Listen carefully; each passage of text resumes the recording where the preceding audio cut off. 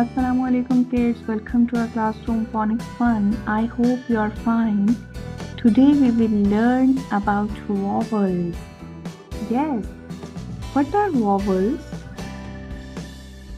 5 letters among the 26 letters of the English alphabets are called vowels. And how many vowels are there in the English alphabet?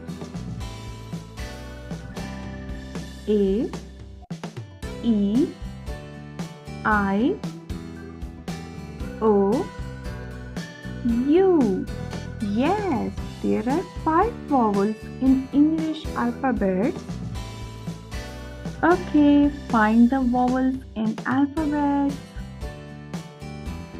A, E, I,